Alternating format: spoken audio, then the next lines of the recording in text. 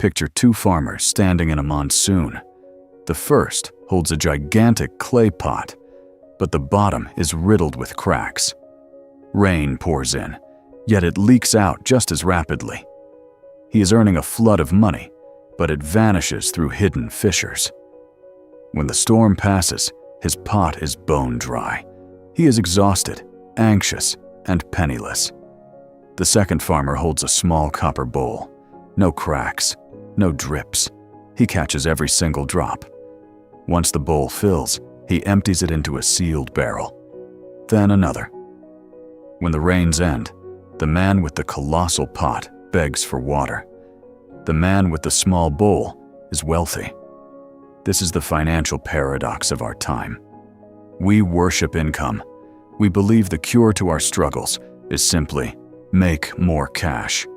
But earning more while maintaining destructive habits is identical to pouring water into a shattered vessel. You don't become richer, you merely accelerate the leakage. The Japanese have known this for over a century. In 1904, Hani Motoko, the nation's first female journalist, developed a method called Kakeibo, translated as household financial ledger. It is not software. It is not a spreadsheet. It is a physical notebook and a pen. It is a deliberate philosophy that compels you to gaze directly at your spending.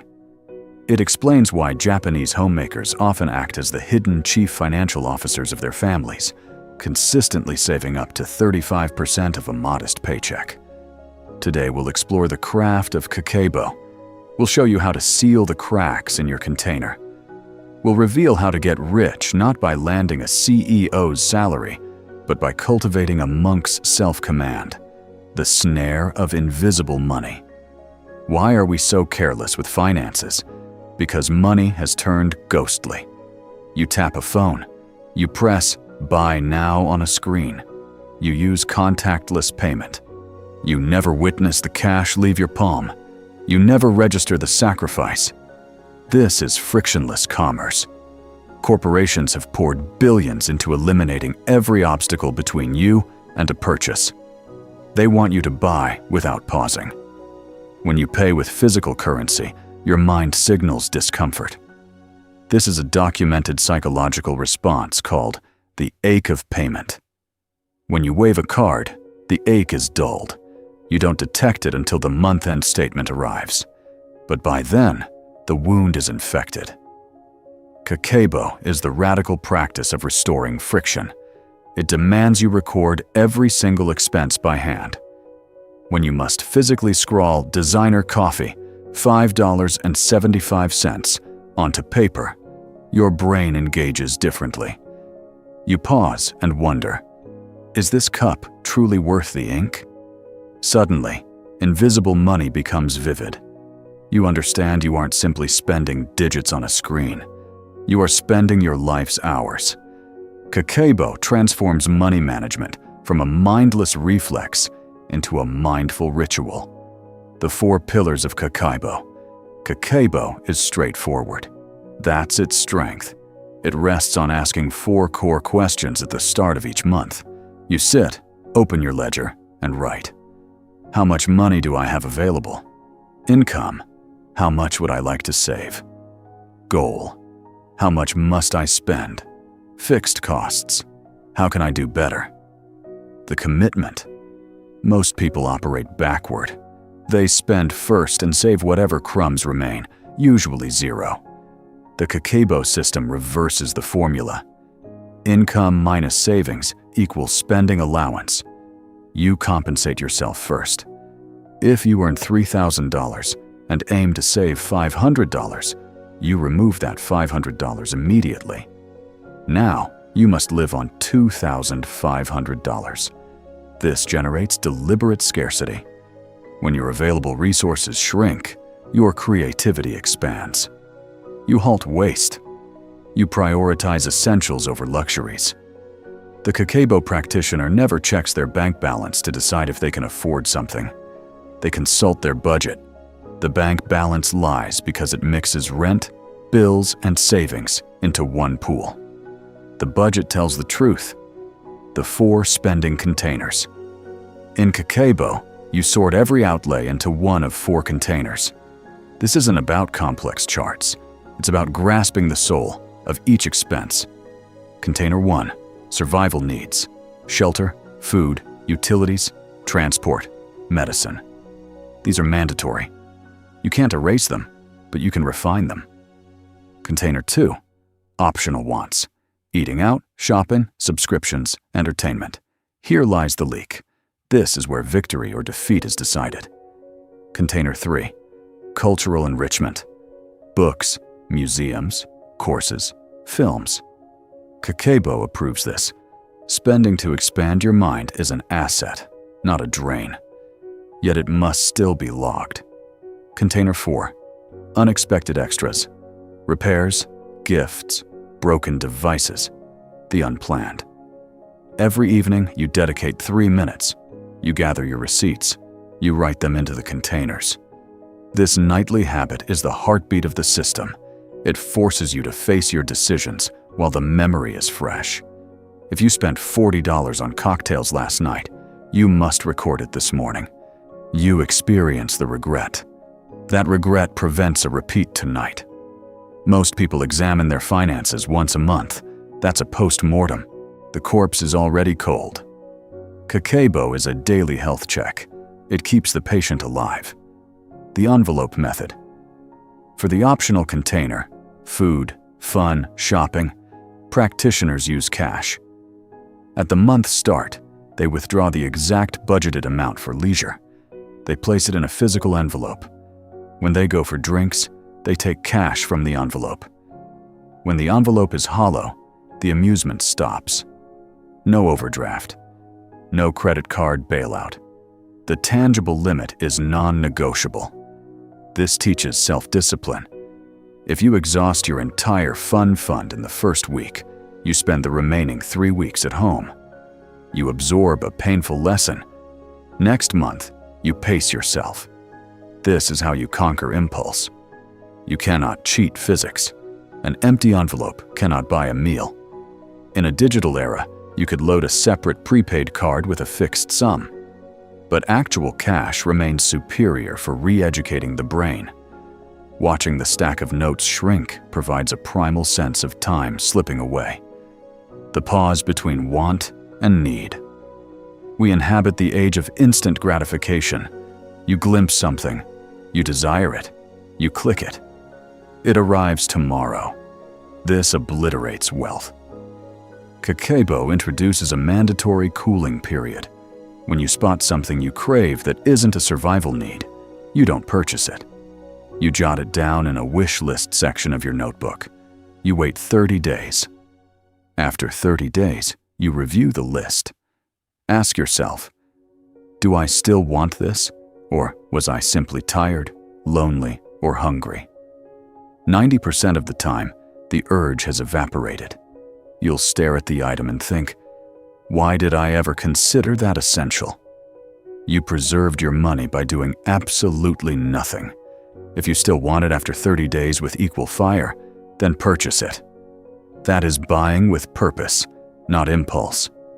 This breaks the dopamine shopping cycle. Shopping is frequently a method to soothe anxiety. By postponing the buy, you force yourself to address the unease directly, rather than burying it under a shiny new object.